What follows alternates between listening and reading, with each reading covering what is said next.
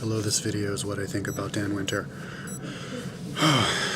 Dan Winter, oh my god. Dan Winter, this guy, he has like three video series that you should definitely see if you're interested in knowing stuff on YouTube. One of them is like DNA something or other. The other one is called like ET history or something or other. And the other one is called Egg X. And each one is like 17 parts. Each one is like 2 hours long. 17 10-minute long parts. And he's just like a really, really, really well-read, like really smart dude who like, his main thing is fractals, but he'll talk about like fractals, his thing, what he's talked about, but he'll like throw in like all this other stuff, like, and then like give examples and like give correlations of stuff. You know, like if he'll say a name, he'll be like, oh yeah, and that name comes from here, like get sidetracked, but just for a second, you know, and he'll cite all of his sources. So he'll like name like 20 different, in one of his speeches, he'll name like 20 different books that he's written and like the author and the book and like where he got that from, which is really cool. I like it how when people do that, because then I can like remember it and then go back into it. You know, like some of the people just off the top of my head that I remember him mentioning is like Swerdlow, who's a guy who I guess, what was he, like an empath who worked for like Montauk Project or something, like remote viewing like reptilian aliens or something like that. He has a 12-part series on YouTube, Swerdlow, which I haven't seen yet, but he was, what he was talking about all of like the ancient reptilian space battle wars, like what Anna Hayes, and he's mentioned Anna Hayes. He mentioned some guy named Lawrence Gardner, who I guess talks about reptilian aliens, but he thinks they're good, the dragons of, you know, the past, and you know, and David Icke, who thinks they're bad. So he's like, yeah, take what David Icke says and takes what Lawrence Gardner says, and it's kind of in between. I haven't heard anything what Lawrence Gardner says, so I'd like to listen to it. I think that's what he said on YouTube. I like to check him out. And then what did he mention? I can't even remember. Just like 20 other people who I can't even remember.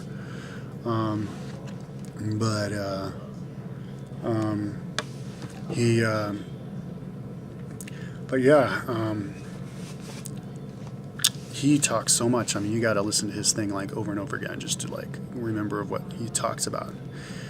But his main thing is fractals, and I think I actually did a video about him, but I didn't title it "What I Think About Dan Winter."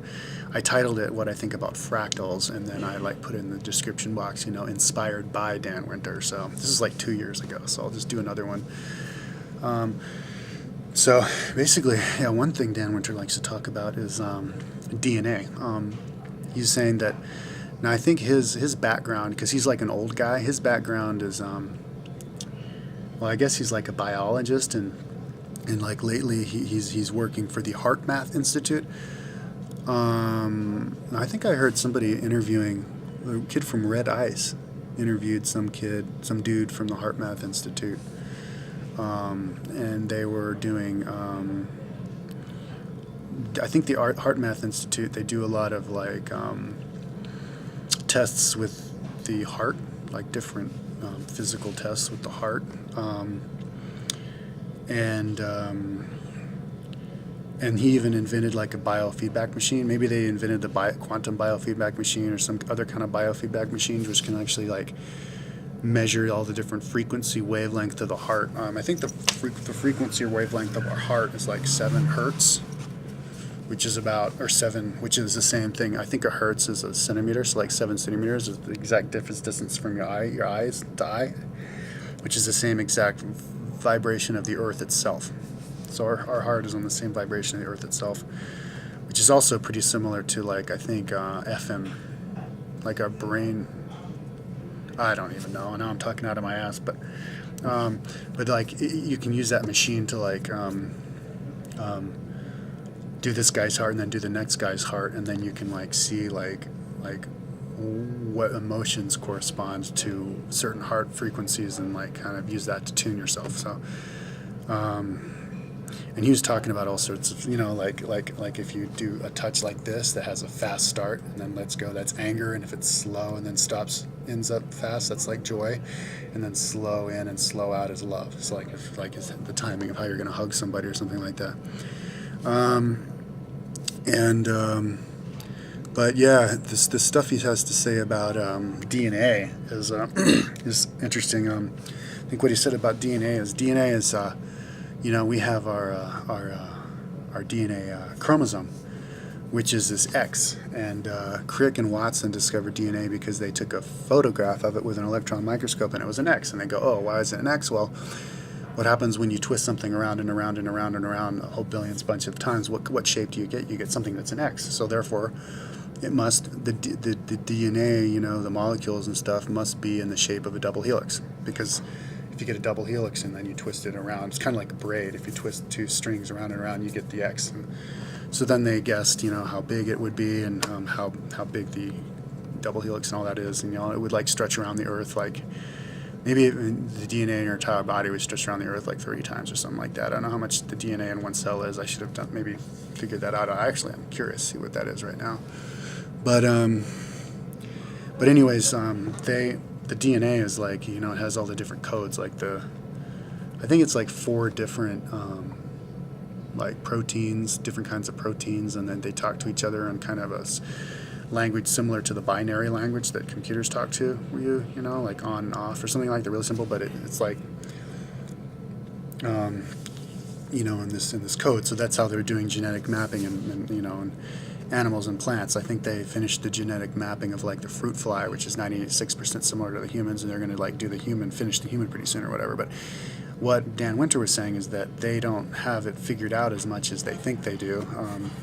It's pretty typical of science and humans, is they get the new revelation. I think they have it all figured out, and then it gets even more amazing, beyond what you can imagine. But basically, what he was saying is that the DNA speaks it's like a waveform. It's communicated through waveforms, which does make sense, because the DNA is only like, I don't know exactly how far, but it's really small. The double helix. It's only a matter of like a few atoms, actually. It's like the carbon 60 molecule, 60 carbon atoms together in the buckyball formation, in the geodesic dome formation, is the same diameter across as the double helix. So, it can use basically the energy vibrations, the electromagnetic waves, of our mind, of our soul. Because he was saying our soul actually does weigh 12 ounces. When you die, your body loses 12 ounces, and that's your soul. Your soul actually is matter. And so, like he was saying, like when when I'm moving my finger, I'm actually moving some of my soul, because I'm moving my consciousness. I'm moving my soul here, and I'm moving matter. I'm moving something that you can actually weigh. Maybe like an ounce or something. If it's 12 ounces for your whole soul, maybe I'm moving like a half of an ounce with my fingers. So your consciousness is an actual thing, kind of like radio waves are an actual thing, which you can measure and you can weigh and you can feel. It's it's just on a hyper dimension, but it's still an actual thing. And that's why he was saying that, like, when you get, like, I think he was saying that, like, they got like 1,000 children or something in some experiment, and I don't know if it's the heart math experiment that did this or some other experiment. They've done it a few times, like they had a whole bunch of like people pray for Richard Hoagland, when he had the heart attack back in like 98 or something, when Art Bell had him do that, and he said he could feel it. And I think back in 87 when Jose Arguelles did like the harmonic convergence, he had all these people pray, and then he had, but whenever they have the prayers, and he said that they had like 1,000 kids doing some certain prayer, and they could actually measure the electromagnetic energy from the sun actually became more charged when they did that, or they could measure it somehow. I don't really know what he did. He says he has all that information on his website, but his website isn't very organized very well. It's kind of it's kind of like how he talks. It's like all this information, boom, right there. But not, I don't know if it's organized well or not. I haven't really looked at it long enough, but anyways, but so yeah, So anyways, that, your consciousness and actual thing. So your consciousness, that's how your consciousness communicates with your body, is through the DNA. And actually, that's how your consciousness communicates with your brain, is through the pituitary gland. It goes in the pineal gland, which points directly up, and it looks like an eye. So it's a receiver of light, and it comes in, and your soul comes in, and that's when you die. That's how, what the Buddhists say: when you die, your soul comes out through the top of your head. So so he was saying that the DNA is like a waveform, and they're mapping and decoding the DNA. Like this little protein configuration here means you're gonna have blue eyes, and this means you're gonna have like brown hair, and this, that, and the next thing, and they have it all figured out. But he's saying that there's longer waves and shorter waves, and like the stuff that the scientists are mapping are the shorter wave stuff. But there's also stuff that are longer waves that are more, that have to do with all sorts of other stuff, like maybe personality, or how your soul gets programmed into your body, and so that would be like a code, like in this strand, and then you go like 100 million twists up, and then the next code is up there, and then a million twists up, and the next code is there, and it's something that they don't have the technology these days, or if they'll ever have the technology to actually figure that out and see it. So he says that that you can't do the genetic mapping of the entire soul, but anyways, he's saying that that's how it's called embedment, and you have like long waves and short waves embedded themselves, and he says that's what like matter is, and that's how fractals work, and that's how what you need to realize if you're going to become like immortal or ascend. It's like you have like the short wavelengths, and then the long waves, and then the short waves turn into the long waves. So kind of like a really crude analogy would be, you have like this big pole, and you have a really big wide pole, and you have like a marble going down the slide, rolling down the outside of the pole like this, and then it gets to the next level, the next valency level of the pole, where the pole becomes really narrow, and then the thing like is a lot steeper, and it like spins like a lot faster. Well, if the marble is going to be transfer from one valency level, the wide pole, to another valency level, the narrow pole, the chutes have to connect. So it goes in, and then it connects in, and he says like the reason that like when you die or when you're born, you can't remember what you were before you were born here, is that there is actually a disconnect in the world that we live now, in the world, in the higher world. It's not fractal. If you're going to remember if you're going to die and remember your life from this life after you die, or be born and remember how you were before. A physical way of seeing that is that the wave form of your whole body, or your soul body and your physical body, is the same waveform as the higher waveform. Like your higher self is the same soul as yourself, connected, and that's embedment, and so like that's how like DNA works. Like you can have like the long waves and the short waves connected, and so the short wave can connect to the long wave, can connect to the higher wave, and it's all, and that's what fractals are. Kind of like if you look at a kind of like what like Nessang Harabin talks about, like you have the tetrahedron, the triangle, the three-dimensional triangle, and then on top of that you have that's inside of another tetrahedron that's bigger than it, connected from a bunch of different tetrahedrons. I don't know how many little tetrahedrons would fit into a big tetrahedron, but you can fit them in perfectly. And then it goes out again, and then it goes out again, and then it goes out again, and it's kind of like a crystal. Like if you were to look at the molecular configuration of like a diamond, you have all the carbon atoms packed perfectly together, so that they're all like organized, so that you can shoot energy through it quicker because they're all touching each other, and it just shoots right through. And that's like how you can travel faster than light, because all of the wavelengths are so tightly woven together, so perfectly compressed together, because the wavelengths are really small and small and small, and they're all touching each other, kind of like how the carbon atoms of a diamond, that it's kind of like when you have those little beads, you know, like the 8 beads, and then you pull one out, and you drop it, and it comes and it goes and hits it, and then all of a sudden the next one goes out immediately because they were just so tight together. So that's how that's how you travel in higher dimensions faster than light. Like you can get from one side of the universe to the other, is because the waveforms are so tight that you just go there. And maybe that's how, when you're talking to somebody on the cell phone, I don't know, maybe that's how that works. But so basically, he was saying that, you know, that's why you want to be like natural, because anything unnatural doesn't follow that fractal vibration, that fractal DNA configuring of the waves, wave language, DNA language encodement in a fractal way, where the small pattern of it is the same shape as the larger pattern. And he was, you know, he gives the example of the Goldamine spiral.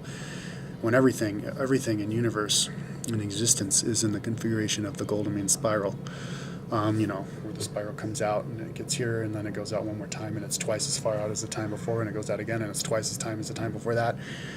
The orbits of the planets are like that. Each planet you go out is twice as much farther out, so we're kind of in a Goldamine spiral with that. You look at a pine cone, straight on, Goldamine spiral, a nautilus shell, Goldamine spiral. Even if you look in the top view of any plant, the leaves grow out in a Goldamine spiral. And, you know, plants just know to do that because that's how energy works. And energy even comes in from higher dimensions, from the planets, in Goldamine spiral. From like there being if you could superimpose a dodecahedron with all the different, kind of like a bucky ball, a Buckminster Fuller, what do you call them? A geodesic dome superimposed on the Earth. The energy comes in through those nodal points, and then it can spin around again, and a more and more complex, with more and more, you know, faces on it. But, you know, the most basic one is, of course, the tetrahedron. But he was saying, you know, like the nodal points, you know, like on the Earth, where the different energies come together, that's what you call a vortex. Or it's actually what creates matter. It's what creates. He was even saying that vortexes, where different, you know, lots of different wavelengths converge, you know, because like if you have like a 60 face shape superimposed on a sphere on the Earth, you get all these different lines converging. There's lots of them. So there's lots of different energies. So that's a more powerful vortex, and it's like a standing wave. You know, you have the wave, kind of like when you're strumming a guitar. The guitar makes sounds with a thing going like this, but there's a point on the string that it stays the same, and the rest of it's moving, and that is what I guess maybe that's what is making the sound. But anyways, that is what creates matter. That's what matter is. That's how. So like, you know, like if you look at it quantum mechanically, an atom would be where lots of different vibrations converging together. But anyways, yeah, he's saying that there's with the DNA, we have man, I got kind of sidetracked. We have you want to be fractal because you can where you want to have it where you're connected with the higher dimension, where the wave comes in, you know, and it connects smaller, and it goes out. But if you like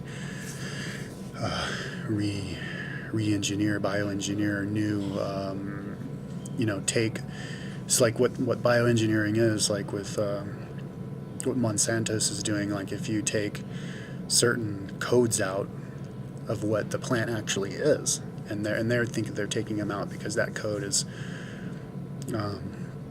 is what inhibits the size of how large a corn cob can be, or if they're putting a new one in because this one is going to is going to kill bugs that eat it, so that then they don't have to use pesticides on it, and then they can patent it.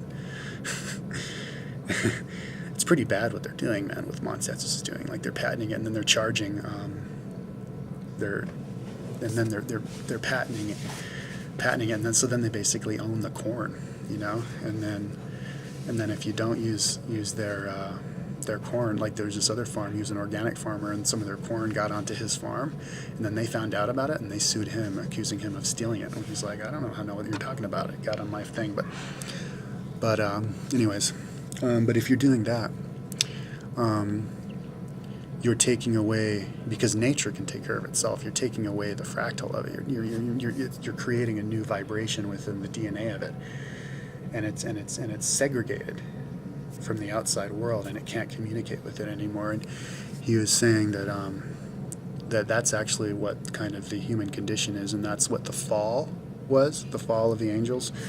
If you hear of the Bible, the Christian Bible, you have like the Lucifer was the fallen angel, and that what that was like, we have like the if you think of it fractally, we would have our DNA, and even our atoms would maybe look like a tetrahedron, and going out in like a golden mean spiral. I don't know if help with the valencies of different atoms is in the golden mean, but you go out and and energy comes out like that, and then you have like the golden mean in the solar system, with each planet twice as much as the one before. But not just the solar system, but then you have like the stars, like our sun, our planet revolves around our sun. Well, our electron revolves around our nucleus, our proton. Our moon revolves around our planet. We revolve around our planet revolves around the sun, but then the sun revolves around Sirius. And I think when the sun revolves around Sirius, that's like once every 26,960 years, and then it comes in across the galactic plane. But then Sirius revolves around, I think, Orion, maybe. And then Orion would revolve around something else. So, I was revolving around something else. And he was saying that if you were to look at the actual revolutions of everything, it's like it's in a big golden mean cone, spiral cone. And so maybe they're actually spiraling, condensing, and falling into a black hole, kind of like the Big Bang. The Big Bang explodes from a black hole, but then it would condense also into a black hole, because the universe is constantly breathing that way, falling into black holes, coming out of black holes. So, and I think that's what he was saying was like, if the astrophysicists, they look at all the stars, and because of redshift and blueshift, they can see that that the stars are going farther and farther apart from each other, because of the redshift. They look at how far apart the star is, and then they measure it a year later, and the light that comes from it is longer, more to the redshift, more to the red spectrum. So then they know that the universe is growing, because all the stars are doing that. But this universe is going out like this, but then it's going way out, and then it's coming back in again through the top, because the universe is a big torus, kind of like the electromagnetic energy around the Earth, whatever you call it, the North Pole and the South Pole, comes out of the south and comes into the north. And so it's like this big fractal, but not just the universe and our Earth, or even our solar system, because the solar system is three-dimensional as well. It's not just the sun going around here and all the planets going around, but we also have like an Oort cloud above and below of different meteors and stuff, and maybe circulating like this, But even in our galactic neighborhood, it's like that. But maybe we're falling in a cone, because like if you were to look at a cone, like you pull the plug on a faucet and the water comes down like that, in a golden mean spiral, by the way, if you look at it head on, I think. How energy comes in and flows into a planet. But I think he was saying that, the configuration of the planets with Sirius and Orion, our neighborhood of stars. It's actually I think he was saying like 160 degree. It's in a 1.63 golden mean spiral configuration. So maybe if you want to look at our solar system, our solar system isn't just kind of sitting there going like this, but it's actually falling through space three-dimensionally. So our planet's actually, in the bent form. If you're to look at space in another way, is that there's like the sun down here, and then the other planets up here, and then the other planets up here, and kind of like three-dimension, but it appears two-dimension to us. It's kind of like this, and we're kind of moving through space like that. But anyways, as you go through, and then you get to another valency level, maybe, you go in, and then it gets to another spin or something. That's when you get to a new section of the spiral moving somewhere. And so that's kind of like a nodal point. There's different nodal points of energy where like lots of different vibrations come and meet and then go to another one. And so that's kind of like prime real estate. And I guess they had like Star Wars over that, battles. And I guess there were these, the Draco aliens or the reptilian aliens were doing that for a while, wreaking havoc. And they blew up, I think they blew up like thousands of stars. And when they did that, they separated themselves from the higher dimensions, because it kind of like in the same way as you're separating corn. When you're bioengineering corn, you're separating that from the higher dimensions because you're changing its configuration. You're violating its sacred genetic DNA wavelength. And that's what they actually did with the cosmos when they blew up those stars, because each star that these different planets will revolve around and stuff played a role in the communication of the energy passing through the universe. Like if you believe in astrology, depending on the placements of the planets, that actually affects how we are in the universe, because the universe, the energy comes out of the black hole in the center of the galaxy, and then it passes through, all these certain black holes and huge stars, and then to the smaller stars, and then finally to us via planets, And I mean, that makes perfect sense to normal people in this world now, is that, you have to be within line of sight of a telephone pole, a radio tower. If you're going to get a cell phone signal, you can't be behind a big rock, you have to be up on top, and it's kind of the same thing. When they blew up all those stars, they were basically blowing up radio towers, kind of like for your cell phone. Then they couldn't get a cell phone signal anymore, and they were separated from the central source, and so they destroyed the fractal. And so they kind of like, they hurt the DNA of their actual bodies and of other soul bodies, because, if you were to think about, God, the belief in God, and the universe is one whole live being. It's one live being, and we're all just a part of it. And so you have your higher self, like me. I'm my lower self. I'm me, but then there's a part of me that's even higher, and then it's even higher than that, and really high up. It's actually the same soul as everybody here on this earth, because you have like soul families, and then the higher of the soul family would be like one soul, and then they would connect in one soul, kind of like the branches of a tree, and like I would be a leaf, and you would be another leaf, but the branch would be that part of us, the higher part of us that is the same soul. So it's kind of trippy to think about, but if you want to find out what you will eventually be when you evolve higher and higher up towards the cosmos, well, you're eventually going to become one with the person right next to you, because you're actually the same soul. But anyways, but what they did is when they blew up all those stars, it was kind of like they were the leaves of the tree, and they were like breaking the branch.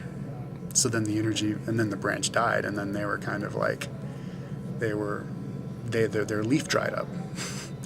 And I think that's kind of like what Anna Hayes is talking about, is like, those leaves that dried up, they had to keep living, so then they created new leaves that were actually connected to the branch of the tree, and then they sucked off of those leaves, and so that then they became vampires, and then they couldn't actually hook themselves up to the source code of the universe. They couldn't graft their dried up leaf onto the tree, if you will, and hydrate again. because they had a different genetics structure. And I think that's basically what he was basically telling the same thing like Anna Hayes was saying, is there were these ancient battles, and then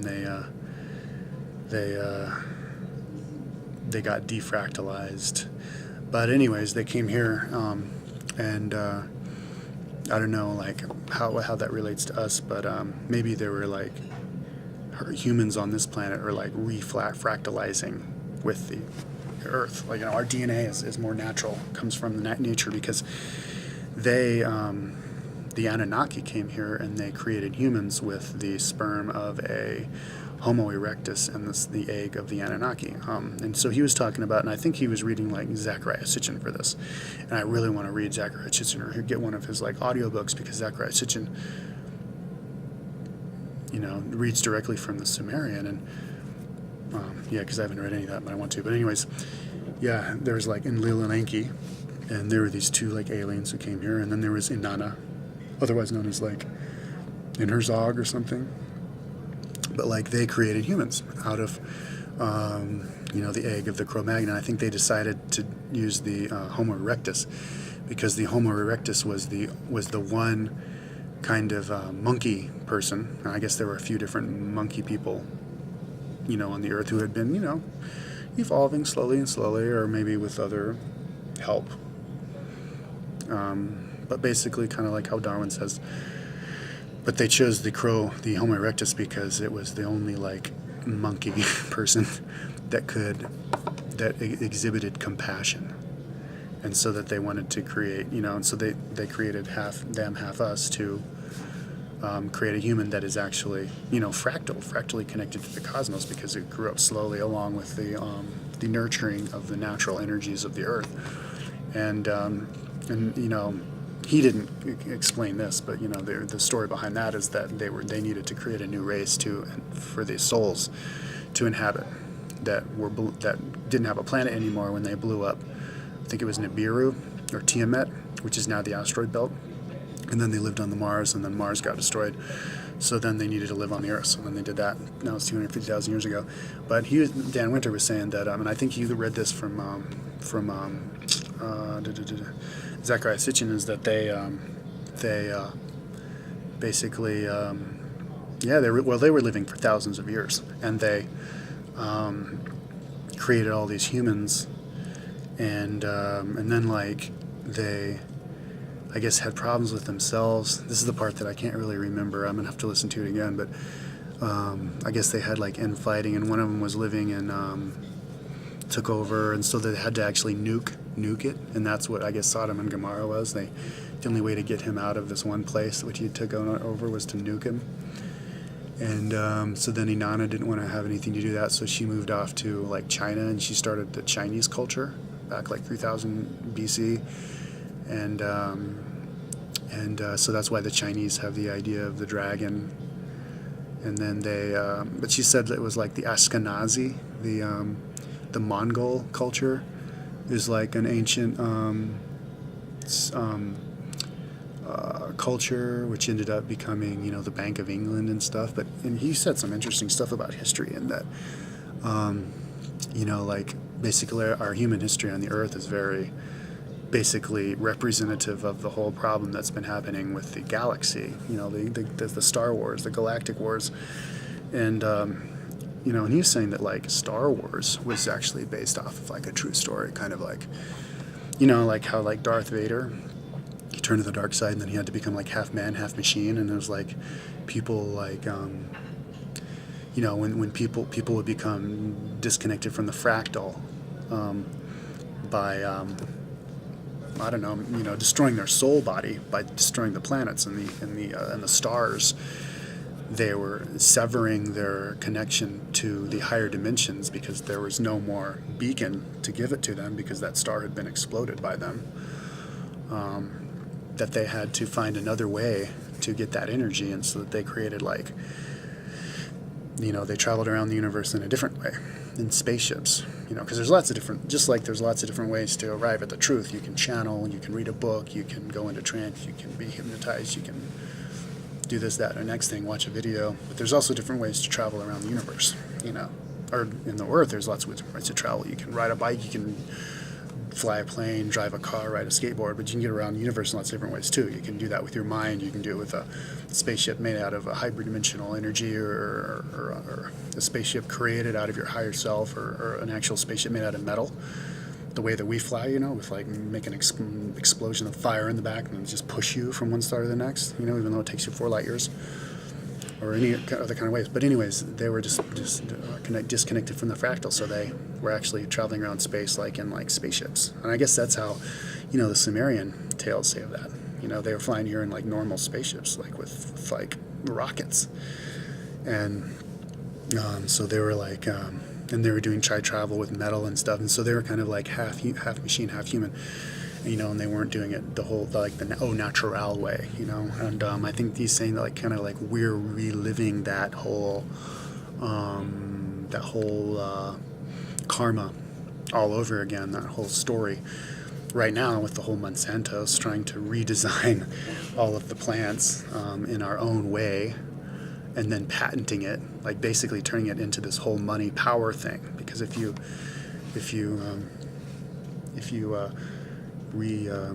genetically modify, genetically engineer all of the corn and the wheat and the, you know, fruits and vegetables to your own design, your own DNA structure, you own it. Monsanto's owns those corns, and that's their corn. And if you grab it, then they can sue you for millions of dollars for stealing their corn, and then you can't even use your own corn, because then all of the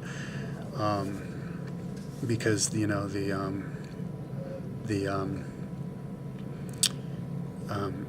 your corn can't even survive in that environment, because it creates like it embeds its own like energy, or it changes the soil. It makes the soil toxic to normal organic plants, and then the organic plants die in it, and so then, you know, you have to pay the money to them, and but then the corn and the food ends up intoxifying you and making you poisonous, you know. And then anyways, it's he's saying we're kind of like reliving that. And I guess another example he gave is like we're living in big buildings, you know, made out of like aluminum. And he says aluminum is actually not a healthy and is not a fractal metal alloy, because aluminum is just like a conglomeration of lots of different minerals kind of like thrown together. And if you look at it in a microscope of aluminum, you know, you have like a piece of like pyrite here, and then that piece of like titanium here. I don't know what aluminum's made out of, but then you have a piece here, and it's just kind of like just jumbled together, right? So when energy comes into it, you know, and its golden mean spiral, and its fractalized path that it uses, and then it hits the aluminum, it just goes, it just gets dissipated, and then you see you're gone. You know, it's kind of like the ball bearing, you know, or the marble falling in, and then it gets to the next valency level, and then it's not connected. You know, the chutes aren't connected, so it just falls off and falls onto the ground and doesn't do anybody any good. And so it's not fractal. And so he says like big buildings that, you know, that we live on, like skyscrapers and stuff, are kind of like that too, because they're square, you know. And if you want to think of it like in a torsion field kind of a way, the energy comes in, and then it hits like this big square building, and then it just kind of gets dissipated. And especially when the building is made out of aluminum and like metals and alloys or whatever, it just gets dissipated. Whereas if the building was shaped like a geodesic dome, in the same shape as the energy is normally comes into the planet, then it can follow those lines, you know, in a hyperdimensional way, in the torsion field, or even in a pyramid, because the pyramid's kind of, I guess, shaped in the same way. So,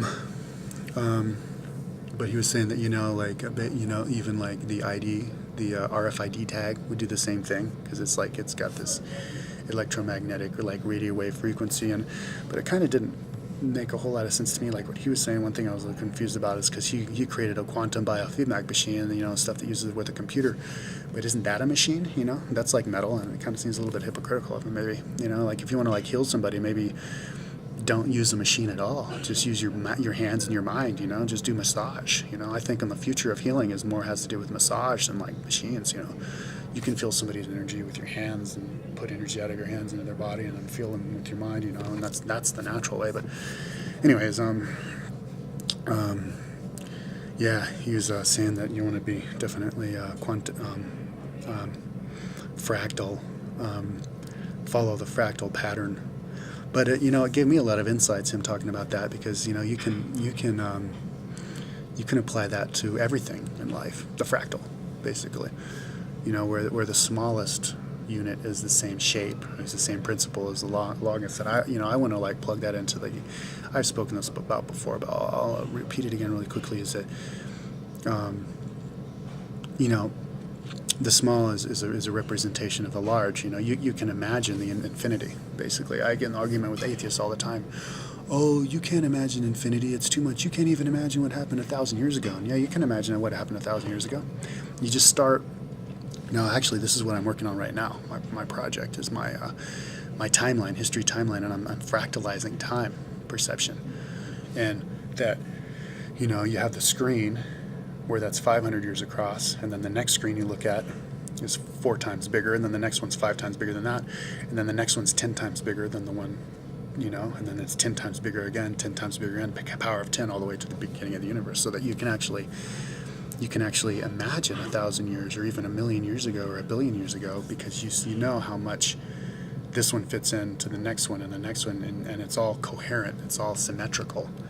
Kind of like my power of 10 page, you see something and then you see it 10 times smaller next to something else, and then that other thing is 10 times smaller next to something else. So then you can imagine, well, if this is how big it is compared to this, then this one is how big is it compared to this, and something that you can actually see. You can imagine something on top of it, and so you can actually imagine how big a virus is or how big the atom is.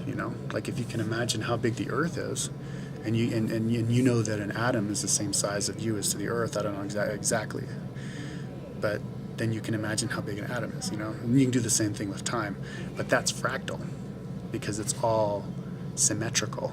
It's all following the same rules and the same pattern. And so basically, you can apply that to everything in the Earth, like the educational system, for example. The educational system is not fractal. The educational system is compartmental. That's the whole problem with our whole political system, is it's all compartmental, with like the black government.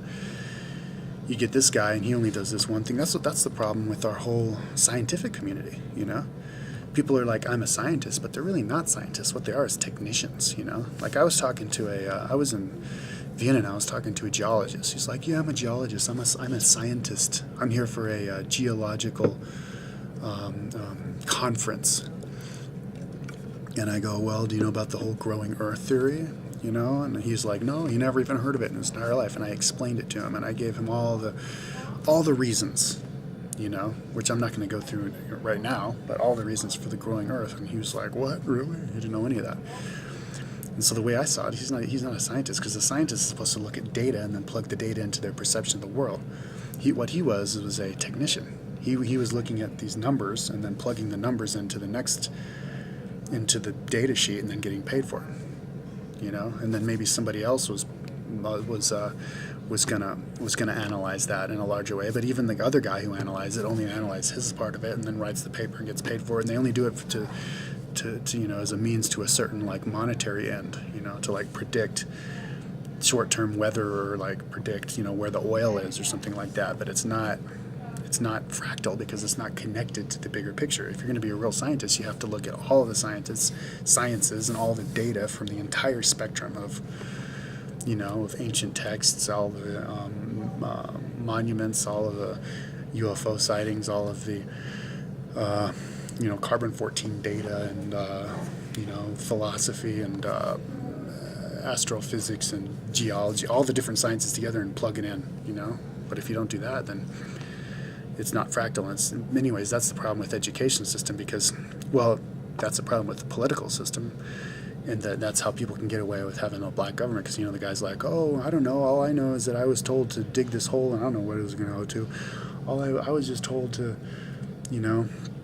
to turn it off. I don't know why, I'm just told. And that's kind of like how the educational system is, They're like, the teacher's like, oh yeah, I was told to give the lesson on we're going to talk about, they gave me the book, this textbook. I have to do page 20 to page 40 in the first month of the school, and then page 40 to page 60 in the second month, and I have to be done with page 25 by the 5th and done with page 35 by the 15th. I mean, it's exactly like that. I remember when I was in high school, the teacher's like, oh no, I'm getting behind on my schedule.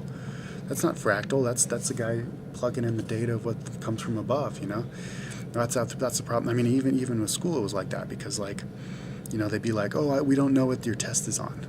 We'll let you know what the test is on Friday. So then you find out what the test is on Thursday, and then the test is on Friday. So you have like one day to study what they tell you to study. This, keeping you in a box. But basically, if you want to bust it out into a fractal and make it fractal, you basically, have the kids grow up since they're tiny little kids, since they're 6, and then you tell them what they're going to know, what they're expected to know by the time they're 18, and they can get and do that. They can work towards that goal from the very beginning at their own pace, and not have this due date for this due date for this due date for this, because it's like different compartmentals, and the energy just gets dissipated, and it's not coherent, it's not symmetrical, and so you have to. For example, if you want to teach people history, you don't teach them in compartments. Like, oh, we're going to do this history of Africa from between these years here, and then next semester we're going to do the history of South America from this completely other century. Just that's why I want to make my history timeline. Put the history timeline on the wall of the whole school, and so it's there since they're 2 years old. What's this, mommy? Oh, that's the history timeline. And then they're 6 years old and they see it. And then they're 10 years old and then they're 15 years old. It's the same one right there.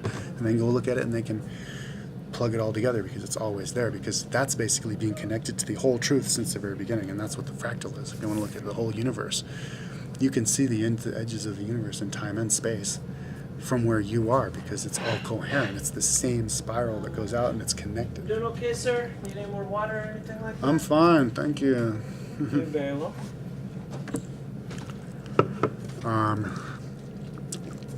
Yeah, there's all sorts of different ways you can plug that in, the whole idea of the fractal.